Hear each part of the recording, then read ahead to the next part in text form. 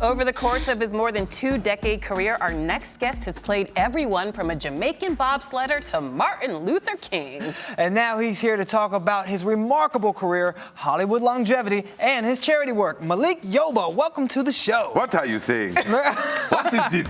What is this that you are saying to me? Just your extraordinary career, that's all. That is not why we are here to talk about. I love your Nigerian accent. We are That's here to pretty talk good. about their purpose. You are a real actor. You Right, have right. a purpose. Fit right in here. Do you know your purpose? Yes, sir. Yes, sir. I understand my purpose. And what they were saying to me was that if you are to be an actor, you have to stay around for a long, long time. As you have. As That you is what have. I do. Goodness, I had no idea you were Nigerian. No, that day, all of the people, all of a sudden I became somebody else. All of Nigerian, Jamaican, you do it all, don't you? Nigerians have claimed me. Nigerians have claimed me. Jamaicans, Panamanians, Cubans, Dominicans. Yeah. You're Pan-African. I can see that I'm working. Pan-African. Yeah. Well, it's good to be loved. It's good to be loved, yeah. Speaking of love, do you know what I just watched this weekend? An old vintage episode of Law & Order. Yeah. And you played an athlete, and your dad was a gambler. That's right. And you actually killed him. I did. But we didn't find that out until the end. Yeah, So that's a what's special episode. It was so cool. What's it like for you to see yourself and just happen upon yourself on TV, especially from back then? I mean, you have a sort of it's like a living documentary of your entire career right there. If I happened upon myself on television, I actually turn the channel. You do? I don't really watch. Yeah. Come on. So you don't study yourself, your acting, your skills, none of that stuff? Not really. But you don't look You study it before you do it, you know, and then you trust, you know, your director. Okay. A lot of times you trust your cameraman. Like if you do a series for a long time, the directors change, right, per episode, but the cameramen are generally the same crew, the soundmen, and so people who kind of know you, you trust that, you know, but I don't, it's kind of weird to go back and look. Do you look back and say, wow, I had skills? Because you cried on command and it was very well done. Well, I think there's more skills than that. But and people often say that, like, oh, I can cry in queue. I'm an actor. I can cry. But there's a lot more to it. But, you know, I'm proud of the career. It's, you know, I was thinking the other day, like, I did my first film in 1989. Wow. And the fact that since my first studio picture, which was 1993, Cool Runnings, right there. That was the 25-year-old version of me right there. That I've been doing this for a long time. And yeah, so.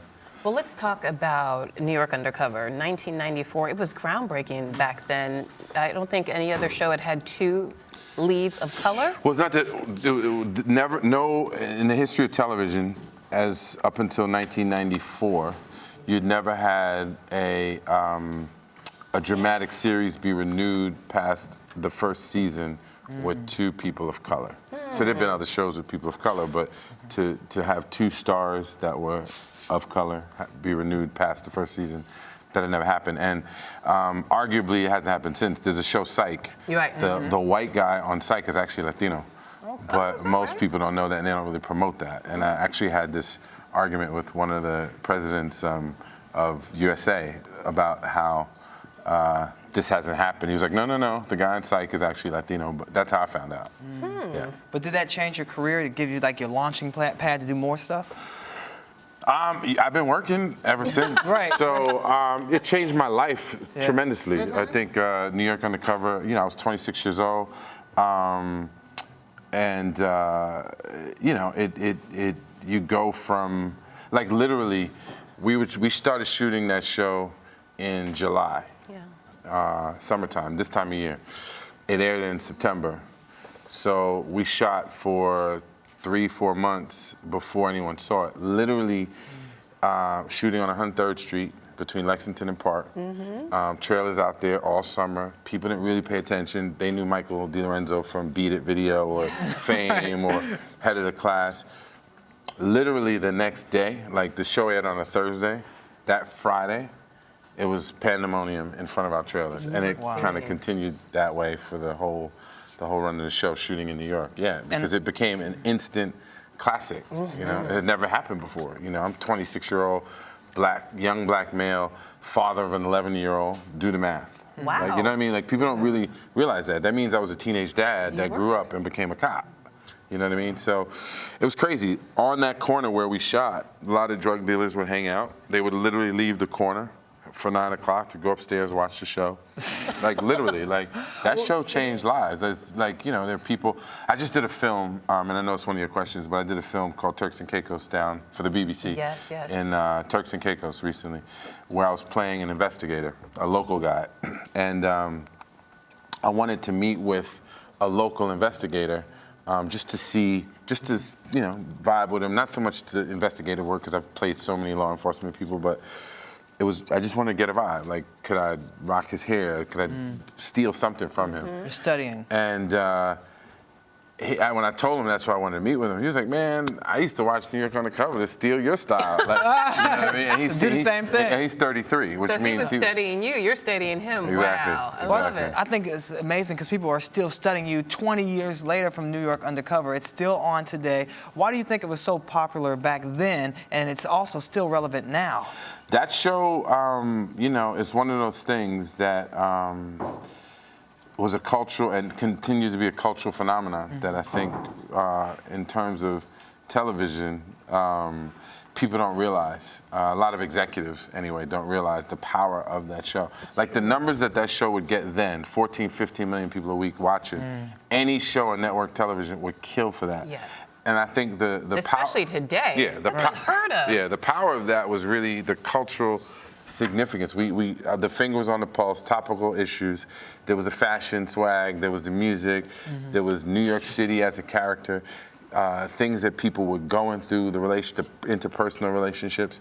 And that's one of the few shows where you actually saw hip hop music be an integral part. Biggie was on that show. It was, I mean, You know, yeah, it was Sticky so Fingers was on that groundbreaking. show. You know, Craig Mack's first big hit, Flavor in Your Ear, was in the pilot of New York Undercover. So that show came on the scene with like, yo, what? Like, you know what I mean? And you wore baggy jeans and Timbs. Yeah. You had swag. De Lorenzo had swag. So yeah, it was. You were a different type of NYPD. Yeah. And you think that's what makes it so appealing to people even today, that you are approachable, those characters? I think that's part of it. I think that it's part of people's DNA almost at this time. I mean, I run into people all the time. I named my nephew, my son, my grandson, my dog, and other things. Okay.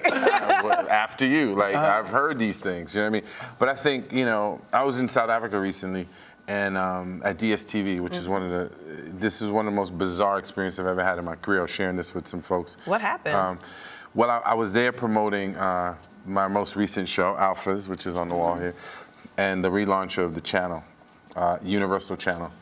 And so they say you're going to do a meet and greet with some fans, you know, some staff members at the station. And I walk into the building and the building erupts. I literally thought I was just going to go and do a meet and greet in like a conference room or something.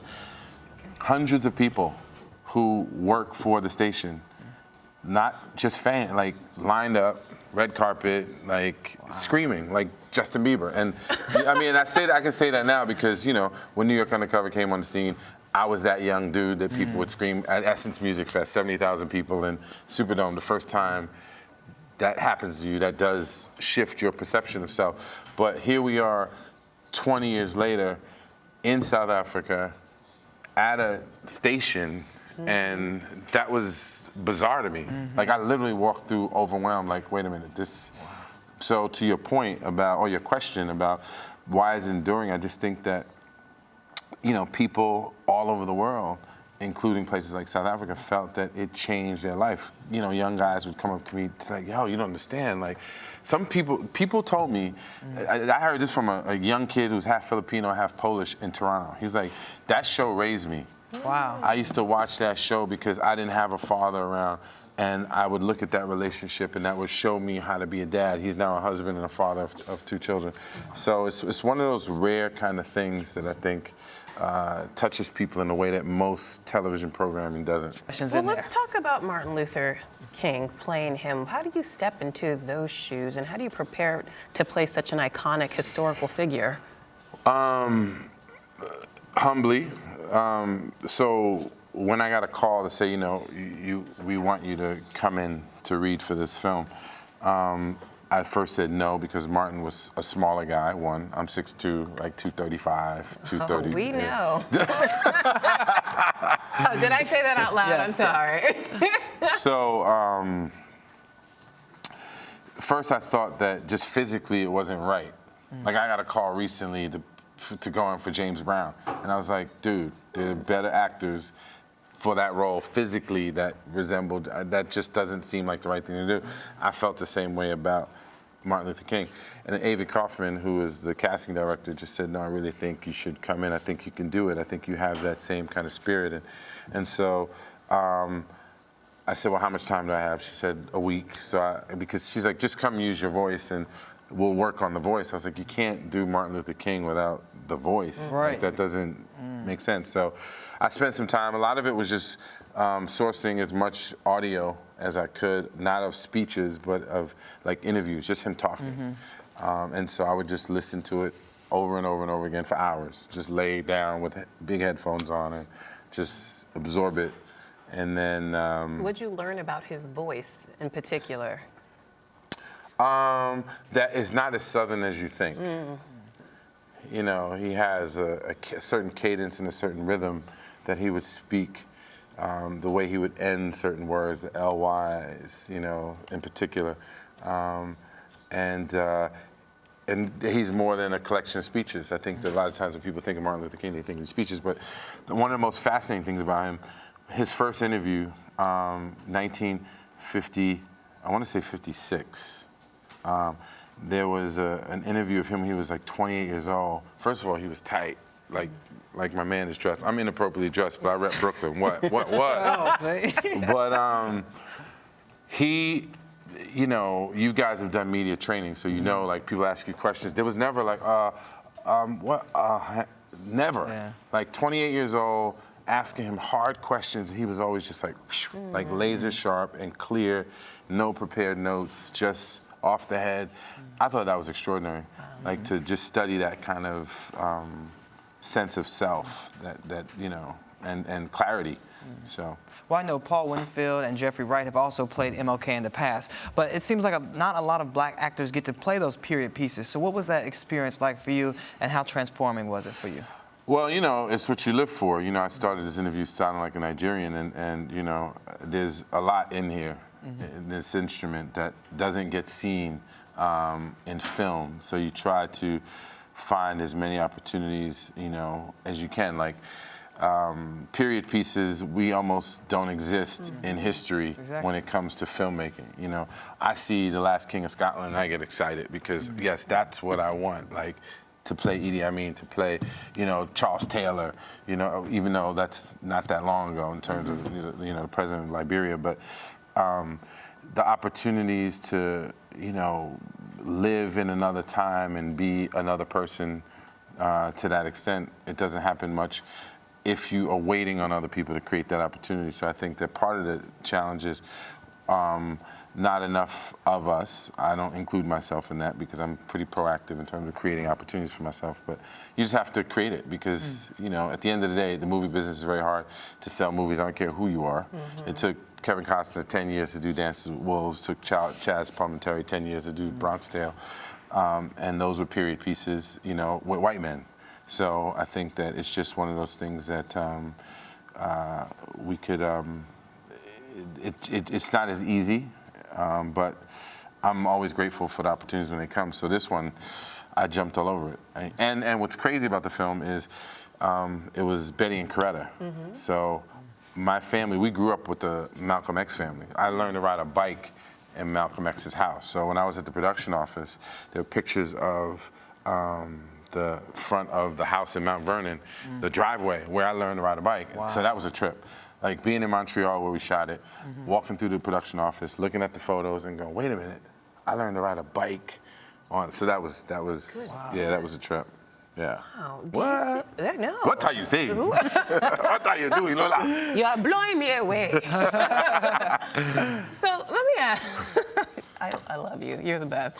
Do you think it's gotten better for black actors on the small screen and the big screen? You know, I've never we keep hearing about colorblind casting. I don't, man, listen. The success of people like Kerry Washington, isn't you know, that at the end indicative of of things getting better? I act real ignorant when it comes to that question, only because I've never approached my life like, is it better for black people? I approach my life, and I raise my children to think the same way, is it better for you moment to moment? Like, how do you see yourself in the larger context of the world? Hollywood is one aspect of it. And I think that whoever you are, wherever you are, like the folks who started the station, someone said, I have a vision, I'm gonna do it. I don't care if I'm black, I don't care if it's gonna be on Fifth Avenue, we're gonna do it like this. You know what I mean? I think that that's the question, and that should be the intent. Like, I'm going to create opportunity, period, for myself and for other people. So, is there less representation? Yes. But, so for instance, I produced an event called the Working Actor Monologue Slam, which I'm developing as a TV show. And basically it's American Idol for actors. And so after doing it for 4 years, I got NBC Universal to sponsor it through their diversity and inclusion department. Every major network has a diversity and inclusion. And so working on a show like Alphas, which is a universal show, I had other intentions beyond just being on the show, because I always, at this point in my career, I'm definitely on the, like, I need to be an executive. I need to help make creative decisions. And so I spent a lot of time developing relationships on the corporate side. And through those relationships... That's smart. Most actors don't do that. Yeah, most actors don't. No. But because of the lack of opportunity, and the whole idea of waiting for a job has always been crazy to me. So through developing those relationships, develop relationships with the person who runs diversity, and who happens to be a Pakistani woman from Brooklyn. Okay. At Universal. That's diverse. Yeah, it's diverse. And so got them to sponsor this. And then I've done a lot of work around diversity and inclusion in corporate America in general. So there's some contacts I had who used to work corporations, now work for like Disney and ABC. So I reached out to them and said, hey, we're bringing this thing to LA. We just did it in New York with NBC. Will you guys get involved? So now getting ABC, NBC, Disney involved to create the opportunity for actors that don't have representation to be seen. And part of the problem is actually agencies don't represent enough people of color, thereby they can't submit them for jobs in network and studios. So part of the work has to be around providing access for agencies as well. And so, again, I think it's on an individual basis to make a way. Shonda Rhimes made a way for herself to create the scandal, to give Kerry the platform. And I think that we don't do that enough in general, and that's part of the problem. Well, it's good to see you being able to give back to other actors, but a lot of people don't know you actually started as a musician. And I remember you from down in City Kids. You know, my godmother, Jane Feldman, always talks about you down in City Kids. Jane Feldman is your godmother? Yeah. Okay. And so all that history, and you were actually giving opportunities to young kids even back then. Yeah. So tell us about that experience and being involved in the charity still today. You know, for me, man, I just always felt like, you know, what is your life if you don't live with purpose? And for me, I always felt an urging from young to be of service. And so I tapped into that and connected to that as a young person, 16 years old, working with young people. I've never been of the mindset of you have to make it before you give back. I don't think it's about giving back. I think it's about giving forward, giving to the side, throwing it above, throwing it below.